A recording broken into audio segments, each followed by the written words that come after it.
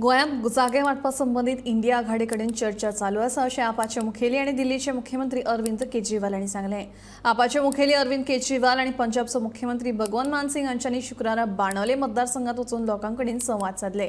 गोंयच्या उदरगती विशीं लेगीत तांची चर्चा जाली। तो दोस्तों, आज मुझे बहुत अच्छा लगा और मुझे खुशी है कि बेनोलिम के लोग भी बहुत खुश हैं। और मैं समझता हूँ जैसे एक फूल होता है, फूल की महक चारों तरफ फैल जाती है, उसकी खुशबू चारों तरफ फैल जाती है, वैसे ही हमारी बेनोलिम और वेलिम कंस्टिट्यूएंसीज हैं। यहाँ पे हमारे जो एमएलए काम कर रहे हैं, ये फूल की तरह पूरे गोवा के अंदर महक की तरह फैलेंगे।